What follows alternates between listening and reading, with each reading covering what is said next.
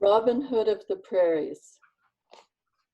Wild Horse Jack, Mr. Mischief, Robin Hood of the Prairies, Old Sundown, Paul Bunyan of the West, all nicknames for my grandfather. Widely known for starting the tradition of free pancake breakfasts at the Calgary Stampede, he was a man of the early 20th century.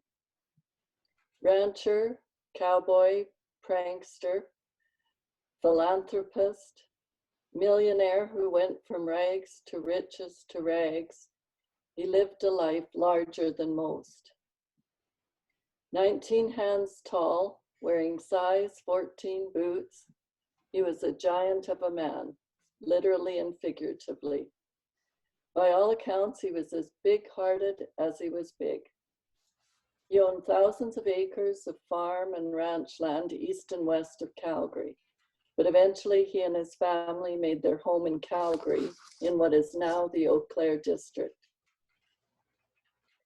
The Calgary Stampede, his annual playground, where he competed in almost all the rough events: bull riding, wild bronc riding, wild cow milking, wild horse races, calf roping, and of course, chuck wagon racing. Family lore holds that his chuck wagon crews were familiar with racing before the event was introduced at the Stampede. On big roundups involving several ranches, the chuck wagon cooks would race one another on the open prairie at the end of the day. Thus, when Guy Wiedek was looking for spectacular events to draw in crowds, Jack suggested chuck wagon racing. When Wiedek asked him if he'd enter a team, Jack agreed on the condition, not too many rules. While Jack had a fondness for unusual pets, 2 badgers and a bear cub, horses were his obsession. His first horse as a young boy was a buckskin gelding that was blind in one eye and named Satan. Eventually, he owned over 2,000 horses at the peak of his ranching life, many of them brought into Calgary for rodeo stock. But a few were special. His loyal saddle horse, Red, was known to enjoy a whiskey as much as his owner. Jack rode Red up the stairway to the 4th floor of the Palliser Hotel on more than one occasion. But his most famous horse was a pinto named Moonshine. Moonshine had a reputation as a well-trained and beautiful horse. Cappy Smart, the city's fire chief, often borrowed Moonshine to ride as the marshal of the Calgary Stampede Parade. Jack traded Moonshine eventually to neighbors, the Bergens. After many years, they sold Moonshine to Walking Buffalo, chief and medicine man of the Stoney Nation.